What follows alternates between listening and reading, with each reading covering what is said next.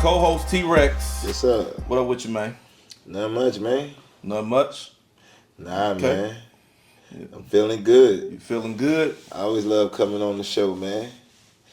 Never Yeah, we there about above to- ground, so I feel good when I'm here. Hey, dog, let's get it, man. Yes, sir. Today we're going to be talking about religion, Right. but in an unsuspected way. You know, Okay. we're going to be talking about the religion of Charlie Kirk. Don't go anywhere because we want to make sure we're going to go into the details of that assassination and how it was a religious ritual and what is being used to perpetuate into the future. This is bigger than just a man getting killed for the world to see. This is a moment that's being leveraged to push a certain ideology generations into the future. So we're going to get into that, and we're going to look at the day he was killed on. We're going to look at icons that he's been compared to, and we're going to look at the ideology that he represents and basically talk about what that means for us and what that means for the future, especially for our kids. Let's start here. Let's look at the one thing we can verify. Speaking of facts, is the magnitude of this. A lot of us didn't even know who he was before September 11th when he was killed. We're going to get into that. But a lot of us didn't know who he was. So it went from largely unknown to a cultish level following of this guy. It's almost like he's being idolized, memorialized, magnified out of nowhere. And it's confusing for people who didn't know him. And that's why now we got to dig and peel back the layers and see what this is really about. Why is there such a cult following behind this guy? When you, not to cut you off, Yeah. what you said about him was kind of like with Obama. Where the fuck this nigga come from? Damn. Yeah, that's true. When people say he's running for president, people like, Who that? who this nigga? Running for president, and then you didn't believe it until you started seeing him. And he's smooth on and the everything. I and mean, then you started seeing him on the TV, like, oh shit. like where he came from. So this, what you just said, remind me of some Obama shit out of nowhere. Like he was handpicked. There you go. He was handpicked. It makes it feel. And now that he done ran through office, people can see how he was handpicked. Right. What his agenda was. Sure. That's why a lot of black people didn't vote for him his But second it's an time. aftermath, though, right? Yeah. It's after the wool's been pulled over your eyes, and you look back and say, "Well, this now we can see how it was orchestrated." Yeah. So there seems to be the feeling that something's being orchestrated with Charlie Kirk.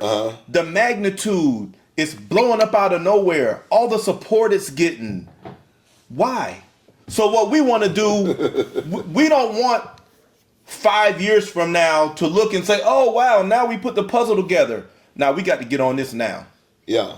We got to see what this is now. So if y'all got ears to hear, don't change that dial. How they say? Don't touch that dial. Because we're going to talk about the fact that this is orchestrated. Let's start by just really talking about his platform. We didn't know who he was because his platform, his message, and we don't have to spend a lot of time on that. Right. But you got what's your take on what his his core message was? It's like what I said before, to reawaken the racial bias, to reawaken that sense, that aura that we are superior. There's something wrong with us. That we're better than you. Right. And you lucky to have what little bit that we did give you and take it and not ask for no more. Because if you do, you asking for too much. Which he was talking about the DEI and what the government give us. But he never speaks on why we need it. Not because of our own doing. It was something that you orchestrated and put in place where we have to come begging. Reawakening racial bias. I'm going to say it this way. White wokeness. Hey, Right? That's another way to put it. He waking them up. What's white wokeness? Anti-blackness. Yeah. Okay? This is the platform of Charlie Kirk. Reawakening racial bias, in which T-Rex said to the youth, because his platform was always in universities on impressionable minds who didn't have the skill or experience to combat his viewpoints. So he was able to successfully push and reawaken racial biases in universities everywhere, which is white wokeness, which is anti-blackness, because his platform denied the existence of systemic racism. He outright says systemic racism doesn't exist. Why is that important to white people to believe that systemic racism doesn't exist? Because it removes their guilt for participating in systemic racism. It removes their ancestral guilt. So here is the ritual part of this. So essentially, Charlie Kirk's message and the spilling of Charlie Kirk's blood washes away white guilt. Kind of like the blood of Jesus, right? Blood of Jesus washes your sin away, washes your guilt away. Charlie Kirk's blood washes away white guilt. So I think that's why he's been magnified. Nah, I mean, when you say magnified, I'm seeing it. They got books in schools. They putting him in the rankings of people that did it before him, but he didn't go through what they did through. Like people like Martin Luther King that they're trying to compare to, Malcolm X they didn't compare to, and these guys was highly educated, right? And they went through a lot of resistance. Sure. This guy, they really, and got a I story. think, from my understanding, I don't even think when they passed away, they was older than him, so they was well seasoned. They had knowledge. This guy is younger, and y'all already putting him in. When Martin Luther King died, y'all didn't immediately put him in schools. When Malcolm X passed, y'all never put him in school. I don't even think they put him in school. For us to find out about him, we got to go buy his books. Or look at him at UT. They didn't incorporate him into Charlie Kirk. A lot of us didn't even know who he was. But he's already being equated to the level of magnitude and honor as an MLK. And that's what we're talking. That's a part of the orchestration. We're looking at how to magnify his platform and why. Because we're seeing that the message that he represents erases white guilt.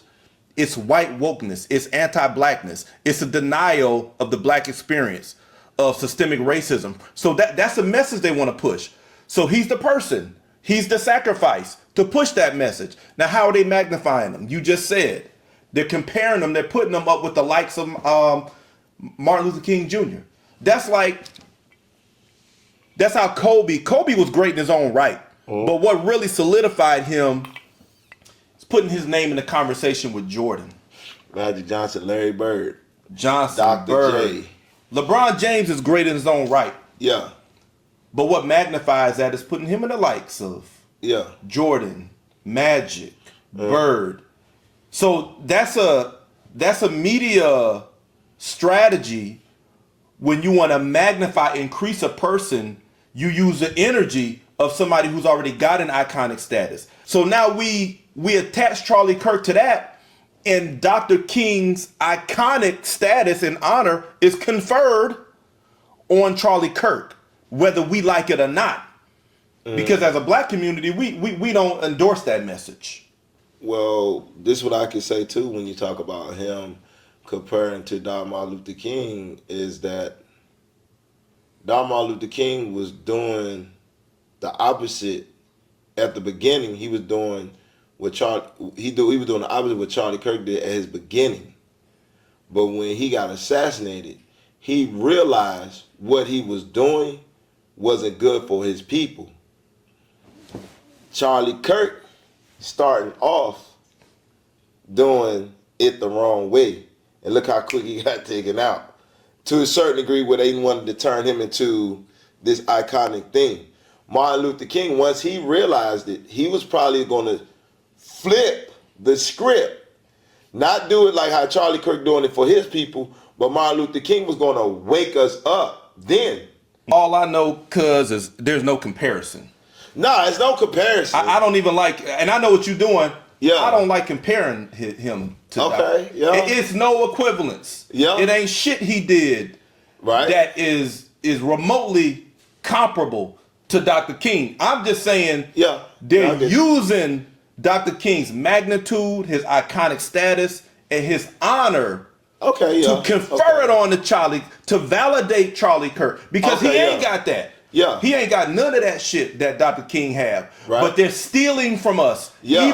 Even in giving Charlie Kirk honor is a theft from black ancestry. I was just digging deeper than what you were saying. You. I was just giving the mindset of how they're looking at it. Not us. I got you. But the way they're looking at it. Which is a lie. Yeah, exactly. And that's where we got to look at it too. It's like, okay, why are they doing it? Where are they getting this from? That's what I was speaking on. I wasn't comparing. Right. I'm just speaking to the people where their mindset is to put the dude there. I feel you. Which is no comparison. Yeah. And that's why I said he was young, and then you already compared him to Martin Luther King, and he's way older. I know, and I know exactly what you're doing. It's just, I just feel. It rubs you the wrong way. I got fuck that. You know what I'm saying? It's just like he don't even deserve to be beside Dr. King. Right. And I know you're describing their mindset and how they're looking at. Yeah. I understand that. Mm-hmm. He's unworthy. Right. In my opinion. That's why they're stealing. This is stolen legacy. Yeah. Y'all stealing. Right. Y'all stealing and y'all giving the stolen legacy of Dr. King and y'all conferring it on Charlie Kirk. And y'all using the persona of Dr. King to make him valid. Mm-hmm. Because later, and you talked about school, let's jump there. Because what I foresee in the future is that 2 generations from now, maybe sooner. It may be sooner the way rate they go. It may be sooner. But the plan, and here's where y'all need to key in. The plan is to have Charlie Kirk in textbooks, history textbooks, giving him the honor, the iconic status of Martin Luther King Jr. He was publicly assassinated on a very significant day, 9/11. We're going to talk about that. And so this is immortalizing and memorializing an ideology in textbooks for anti-black mindsets, right? Reawakening, reinvigorating racial bias. That's what he represents. And they're just setting things up to put him in a historical light that they can continue to teach and reinvigorate that stuff through invoking his name. That's what this is all about. And that's why they're trying to steal our legacy from Martin Luther King Jr. And it's to combat the woke stuff, because this woke, they're not liking it because the young white kids or young European kids is hearing it. They got their phones and stuff. So they had to figure, to me, this is how I look at it. They're trying to figure out a way to combat it very drastically, very fast. Yeah. And I think that's another reason why they're pushing them, because this woke is shaking the ground with the military, with the police. Everything. You're hearing people saying it from other countries saying, woke, woke, woke, woke. This was we got to get this, we got to get our woke to the young. Right. And I think that's why they're using Charlie Kirk, because this can combat the woke. Or it not combat it, because woke is already here, but it's on a trajectory to get up there. It's supposed to combat it, yes. Yeah, and they pushing it to that trajectory to now woke got something to fight against now. Right. This is Charlie. So they Kirk's building their own woke to fight our woke. But the difference is our woke is not to be combated. Our woke is just that we're finding out the truth. Our woke is reality. Yes, and it's the truth that's been withheld. Right. Way before Charlie Kirk. Right. Way before him. You can't stop that. What he's talking about ain't even ancient. Right. The woke shit that we talking about is ancient to where they profit off of it. Right. What he's talking about is political shit. Our shit goes past politics. What's the sleep medicine called? The medicine that help you sleep. Shit. I want to say oxycodone or some shit like that. I don't know. It might be. Whatever it's called. He's a sleeping pill. Yes. You know, Charlie Kirk's message and what he represents is a sleeping pill for black people, for the black community. It's anti-woke, it's anti-black. If they fall for it. That's the intention. That's the spirit of it, right? Yeah. Now, whether we fall for it is our choice, and that's why we here telling you not to fall for it, because they're trying to institutionalize the mindset in the person. They're given the ideology of racial bias a personality, a persona. Charlie Kirk. Now he can be in textbooks. Now he can be celebrated. Now he can be venerated. It's almost like a worship, but it's orchestrated. It's not real. It's a lie. So it can never stand. It can never combat the rise of black consciousness and what it really means to be woke. That's why they have to distort the meaning of woke, right? All of that's an attack. You see it coming from the Secretary of War. The assassination of Charlie Kirk is an attack on woke. All of this shit. Now, when you look at I'm going to show y'all how this is an attack on black consciousness for generations to come. Let's talk about the day that he was assassinated, which was also, in my opinion, orchestrated, selected. 9/11. I mean, I won't say it's a holiday. It's like a memorial. It's a memorial. It's a Memorial Day. So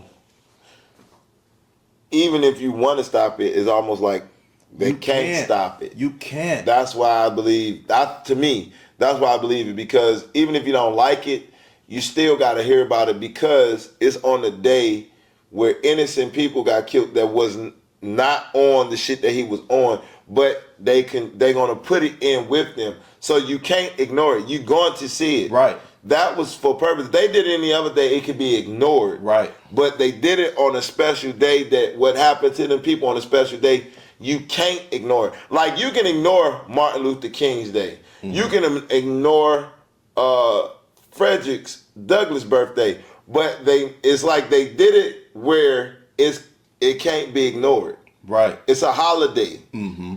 A holiday, Memorial Day is all in one in that day. Yes. A day of honor, a day of respect, a day of moment of silence. Right. So that's not by no coincidence. It's not. Even if you wanted to ignore it, you can't, because it's on the TV and it is. And I won't be surprised they don't put it in schools. And that's where we're showing you how his assassination was used to reawaken racial bias, but it was orchestrated to be propaganda at the highest level and the highest magnitude. They're comparing him to iconic black figures to pull the energy from Dr. Martin Luther King Jr., bestow the honor and iconic status on Charlie Kirk. It happened on 9/11 because 9/11 is a national memorial day where the country went through a national disaster. Attack on terrorism, but what the day represents, the energy behind it, is memorial. It's the memorialization. He was killed on that day. So now that pairs him with that energy. I'm trying to get y'all to understand this. The thing behind 9/11 is never forget. Okay? Charlie Kirk's death representing the reawakening of racial bias. They're telling you to never forget. So this is a perpetual war on woke, on black consciousness, black social awareness, historical awareness, and self-awareness. It's a perpetual attack. So because they put him on the same day as 9/11, guess what we'll see in the future? We'll see Charlie Kirk memorials on 9/11. You cannot avoid it. So they put the full power of the media and the national memorial and honor behind this one man who you didn't even know before 9/11. And that's why they don't really like the woke, because woke is nothing. What we talking about woke is nothing new. That's facts. Our woke is like deep. That's why they don't like it. Right. Because it shows what you've been doing for a long time. Yeah. And you still doing. Yes. And it don't make you feel good. Yes. Because with that woke, expose. Right. What you've been doing for a long time. Now they starting to come up with, just off of our woke stuff, now they bringing up all this stuff about Hitler. Our woke ain't just truth. Our woke is waking up truth for everything. That's facts. That's the power of our woke, Because we are universal people. Just from us waking up, now everybody's telling the truth. Everybody's including connected. white people is saying how wicked this shit is. That's fact. That's how powerful our woke is. Nobody could have our woke, anybody else woke wouldn't have the effect like our woke. That just lets you know that we are powerful people. We just talking, and look how it's shaking everything everywhere. That's facts. In politics, in the military. Shit, we just started talking. Woke started coming, like you said, 2014. But now that it done bust open, they are panicking. Right. And it's our woke is that powerful. Their panic shows you our power.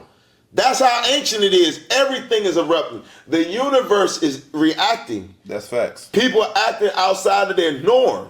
With that being said, let's put on our military hats. You already going there. But let's talk about what our strategy needs to be for this anti-woke movement. Because it's an attack on us. It's an attack on our historical growth, our historical awareness, our social awareness, our self-awareness. It's an attack on who we are. Not even what we do. It's an attack on who we are. So let's talk about what we need to do or who we need to be in order to withstand this wave of anti-wokeness. So quite frankly, this attack of white racial bias that's being reawakened by the assassination of Charlie Kirk. What do we need to do to stand firm and protect our kids into the future for generations to come? It's not to undermine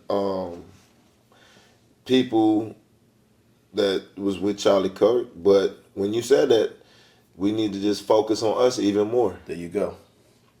It's just that simple. We can't stop what they're doing. They gonna do what they do. Facts. And we gonna do what we do. Facts. So when we was always saying that we force segregation, this might push that forward to like, fuck it. They do their own thing, because I don't see us reneging going back. It's too much information out there now. Yeah. Yep. So it's gonna be a drawn line. Okay, this what y'all do, this what we do.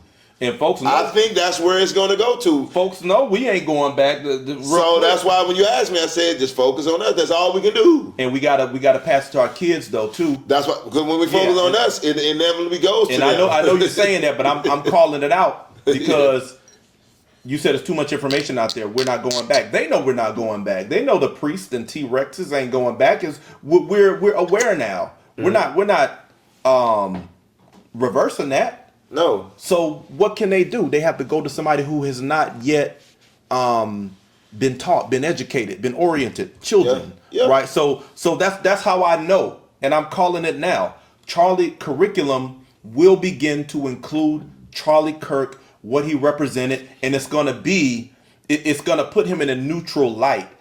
It's gonna make him appear as a guy who was just coming to people to have open dialogue, to discuss differences and stuff like that. But no, that's a Trojan horse to bring in white supremacists, white racial bias into institutions, into educational institutions. It's a Trojan horse to institutionalize that mentality. That's all that is. You know what I'm saying? So I'm with you. We definitely just got to focus on us. We got to stay with our history. We got to embrace our roots. You got to read about yourself and your history wherever your interest leads you, and internalize that, because that's a part of who you are. It's a part of your mental health. It's a part of your legacy, and it's most certainly a part of your future. Look like you got something.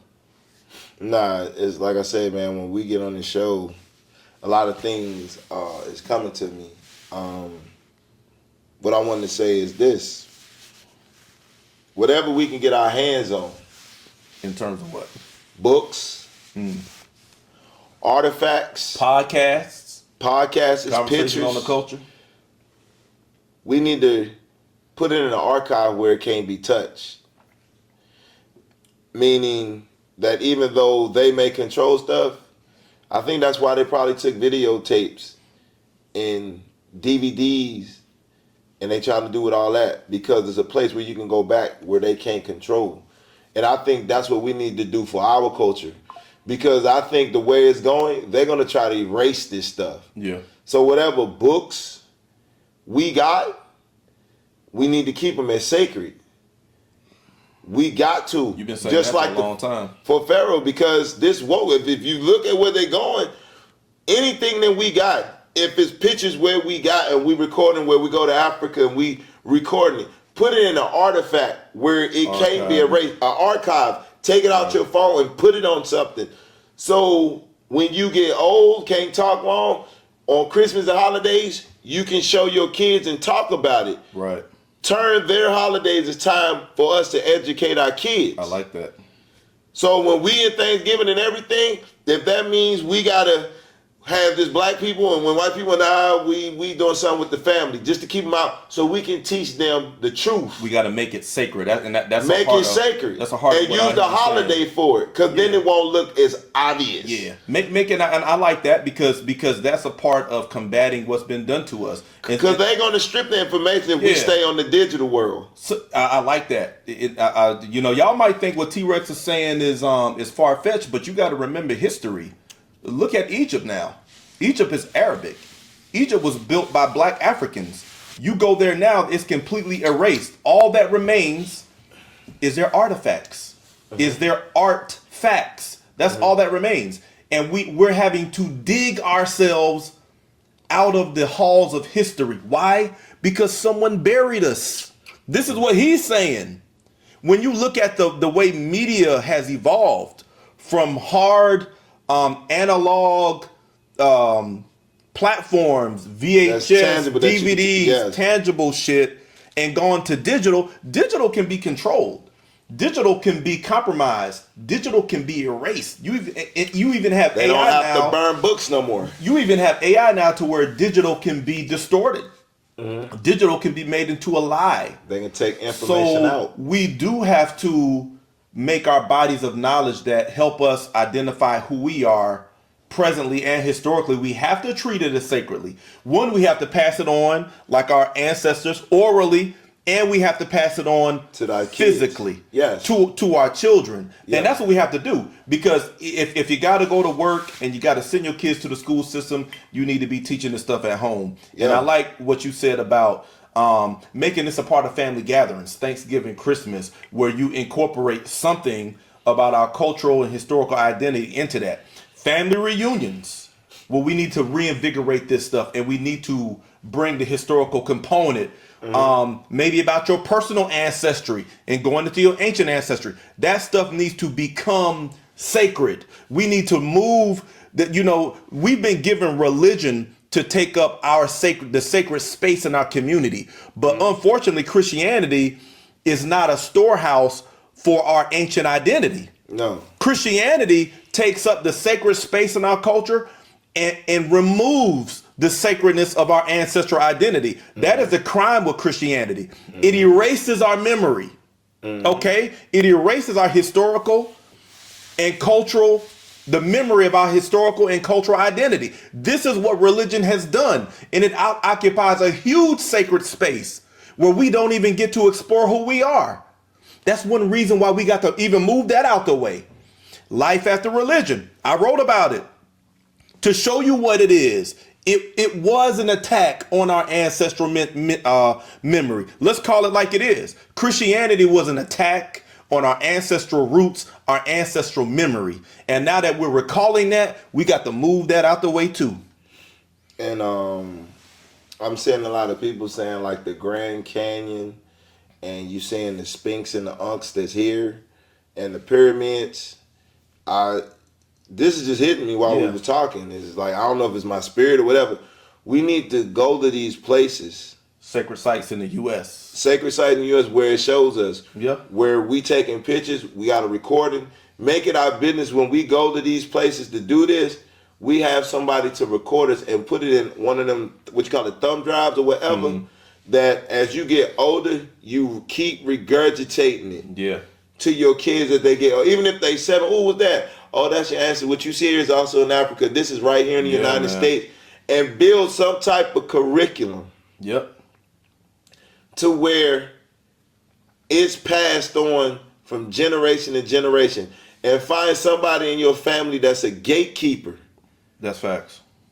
That nobody don't know. And it's only going to, and if they want it, they can get a copy of it, but the gatekeeper keeps the actual joint. And nobody don't know where it's at. Yeah. And then when they pass it on to the next president that has the honor of doing it. Meaning, we need to be very strategic who we pass it on to. Yeah. They need to go through a curriculum.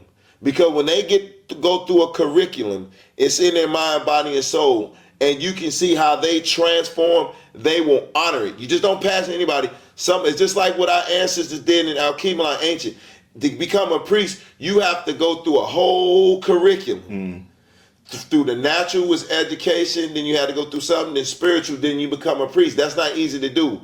Those are the people in your family that whoever had came up with that idea, it might be me and you, we build a curriculum, and when we feel like we hearing the ancestors calling us home, we can train, we'll see the gift in somebody that will take that information, hold it as truth and sacred, and honor it and pass it on. That's the reason why black churches got invaded, because they got a whole bunch of Uncle Toms as agents that know to tell the truth, but they don't because they want $1. This go past $1. The shit that I'm saying is sacred. I don't know why it's coming over me, but I just felt like it was a need to say it. It's right. You're right. And we need to reoccupy our sacred space within ourselves and within our communities with our historical and cultural identity. I'll say that again. We need to reoccupy our sacred space within ourselves and within our community with our historical and cultural identity. And that means we got to clean house in our sacred space. This is one of the ways that you clean house. Life After Religion, my journey into history and healing, right? It's that the religious, the way we've been infected with Christianity, because it is an infection. It's an infection that divorces you from your roots, from your ancestral memory, from your historical memory, from your cultural identity. It divorces you from that, which divorces you from your power, which really separates you from God. You think you connecting to God, you being severed from God. And I talk about that in the book. But what T-Rex is saying is we need to, as we discover and uncover our historical identity, we need to preserve that as sacred.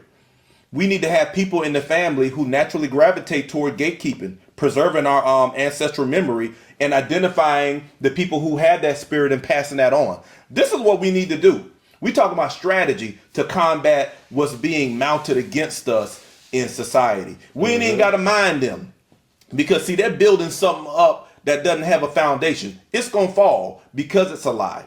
We're digging and getting in contact with the roots. You can't move that. You can attack it. You can do whatever you want with it. But the truth will always stand on its own. And that's what we're doing. The truth is in the roots. And that's what being woke is all about. Returning to the roots. And we can't let them take that away from us. And we can't let them take that away from our kids in the future, because we see that they're using our dear deceased Charlie Kirk to try and erase our memory again. And now we ain't going for that this time. Yeah, because they're not wrong in what they're doing. They're doing what they're supposed to do naturally. You know what I'm saying? Tigers don't hang with lions, and lions don't hang with tigers. Gorillas don't hang. So the thing is, for white people, they shouldn't get offended by what we're saying. And I'm not offended by what they're doing. It's survival. That's just universal law. The only difference is when we do it, you have a problem with it, which is something wrong with that when we have never shown a threat towards you. What they're doing is parasite behavior, though. It's almost like their existence is predicated on our destruction or our disconnecting us from who we are. It's like who they want to be requires that for us not to be who we are. That's the parasitic side of it. And I think if anything's wrong with what they're doing, it's that. Like, you're invading our personal space. Like I said last time, And that's why I'm referencing that, right? You're invading our personal space, like you said before, because your existence and who you're trying to make yourself to be, which is obviously a lie, you have to erase who someone else is because you fear that when who they are is revealed to the world, it'll expose what you're not. And that's what your fear is. Y'all are afraid of who we are because you're afraid to reveal what you're not. But we can't help you. Sorry for you. And what's so crazy? Sorry for you. They have to invade our personal space. What we're doing, we still in our own space. Yeah. And you still feeling, we're not invading your we're not going to your homes. We don't control media like that or nothing. And you still coming after us. Yeah. We didn't say nothing good or bad about this man. And y'all mad because we didn't say nothing. They're so busy trying to invade our space that they're ignoring violence in their communities. Mass shootings, all of this crazy stuff. They're not even bothering to investigate or diagnose it. They still focus on us. They're so busy worrying about us being woke. And like I said, this woke is trickling over and everything to where people are flipping out. About to be breaking into Christmas party. What y'all doing in there?